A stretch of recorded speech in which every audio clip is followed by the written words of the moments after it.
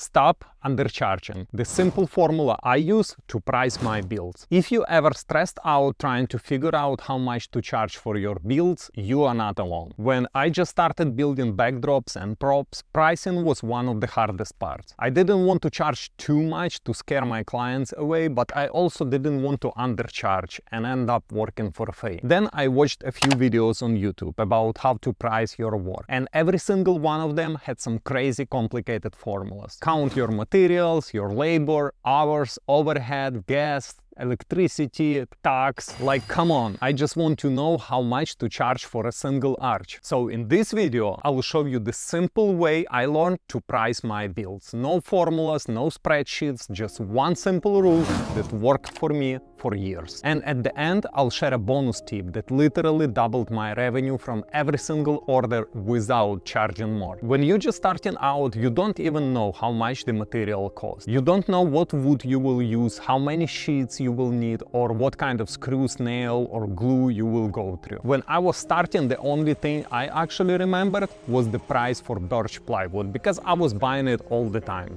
Everything else I had to guess. And when you try to price something custom, it's even worse. Because every project is different shape, different size, different details. So yeah, every proper pricing video I watched only made me more stressed. They always say count your labor cost, figure out how much you want to make per hour. And I'm like, that doesn't even make sense when you're just starting out. Let's say you decide, okay, I want to make $50 per hour.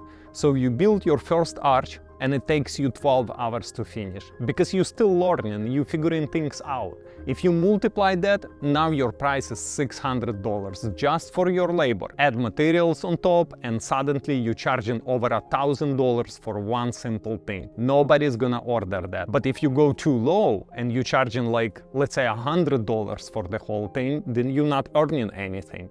And what's the point of doing business if it doesn't make you money? So forget about counting your hourly rate at the beginning, at least. It doesn't apply yet. You just need a simple rule that keeps you profitable and competitive at the same time. So here's the formula I have been using, and it works beautifully for one-person shop like mine. You simply take the total cost of the wood you will use for the project and multiply it by 3. That's it. Let me show you how simple this is. Let's say a client wants a 7 feet tall 3D layered arch.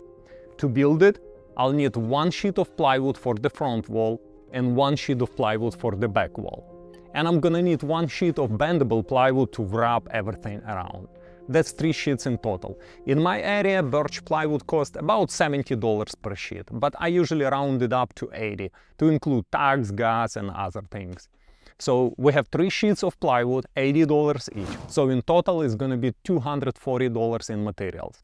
Now I multiply that by 3, that's $720, and that's my price for this build. You can charge $700, you can charge $750, depending on your area or your client, but at least you know the right range for this type of custom build. And it works because this number already includes your labor, your time, your electricity, and all the small hidden costs you don't even think about, like screws, sandpaper, glue, and gas. Now for bigger, more complicated builds, I adjust the formula just a little bit. Bigger projects usually mean more plywood but less cutting. In that case, I usually multiply my total wood cost by 2.5 instead of 3. But then I start adding fees for each complicated detail the client requests.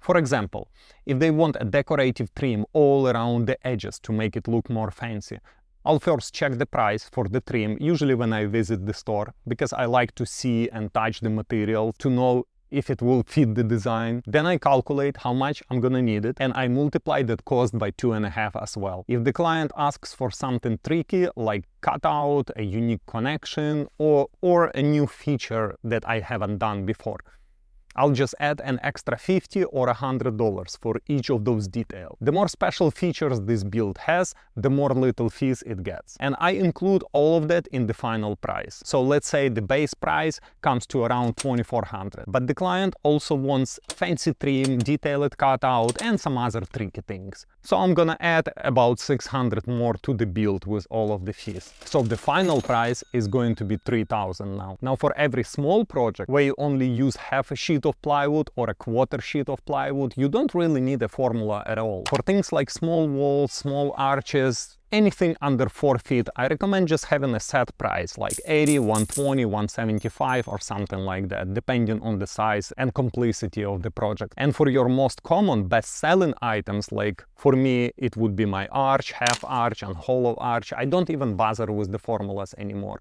I already know what people are charging in the market, so I set my price once and I keep it there. I still make a profit, but the real money usually comes from the bigger, more custom projects. So the simple rule, multiply your wood cost by 3 or 2.5 for bigger jobs, then add small fees for tricky parts, keeps everything fair, profitable, and easy to explain to a client. Once I started using this formula, everything changed. No more guessing, no more, should I charge 500, should I charge 700? Now every build is profitable, even if I make a small mistake. And the more I build, the faster I get. So each new order becomes more and more profitable automatically. That's when I realized pricing doesn't have to be complicated. It just has to be easy to calculate and actually make sense for what you do. Okay, now let's talk about the bonus tip, how I doubled my revenue from every single order without raising my prices. But before I tell you how I did it, let me tell you why it's not really optional anymore and you actually have to do it as well. So back in the 70s and 80s, there was something called the Yellow Pages. It was this huge phone book every home and every business had. If you needed a plumber, an electrician, a bakery, a woodworker, an event decorator, that's where you look. If your business wasn't in the Yellow Pages, it basically didn't exist. Nobody could find you. And that's exactly how it works today. Except now the Yellow Pages are called social media.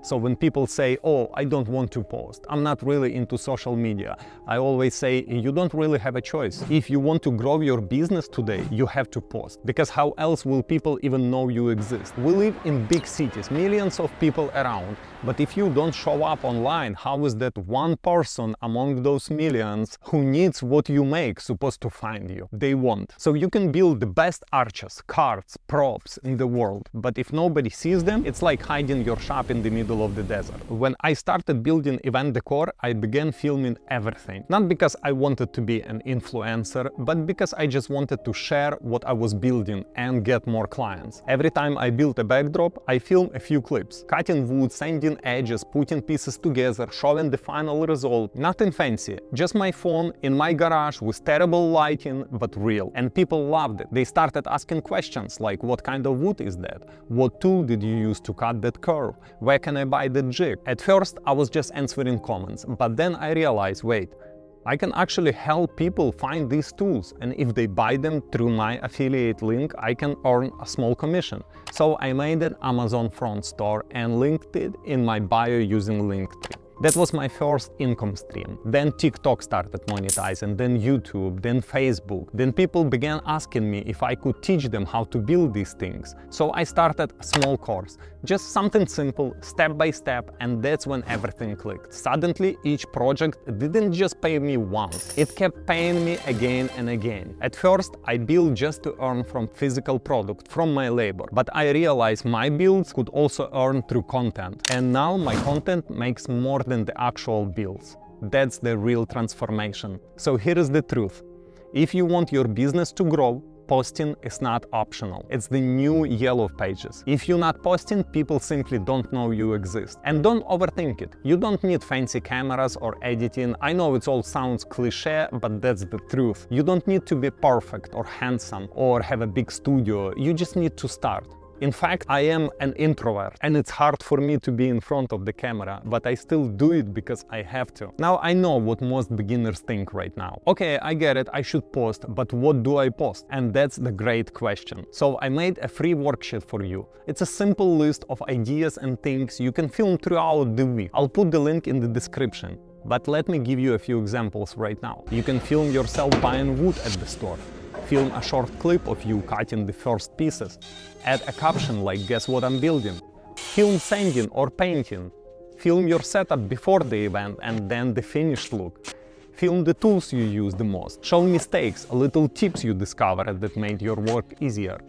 It doesn't matter if it's short, even a few seconds is enough. The goal is just to show your process and let people connect with what you do. And here is the beautiful part. People actually want to learn what you know. You're helping them the same way someone helped you when you were just starting. It's not about being viral or famous, it's about being visible and helpful. And let me tell you something, I saw my first results for monetization after 3 months of posting, and after 1 year of posting, I was completely booked. And now content creation is a part of my business, just like the builds. Because honestly, doing only labor, only building, it's almost impossible today to earn full living. But when you start sharing your knowledge, you open the door to new income streams that work even when you're not in the shop. So don't wait for perfect lighting or the perfect idea, just start. Start small, start messy, but start today. Because in this world, if you're not posting, you are invisible. And you're doing great work. It deserves to be seen. So here is what I want you to take from this video. Stop overcomplicating your pricing. You don't need some formulas with 50 steps or spreadsheets full of numbers.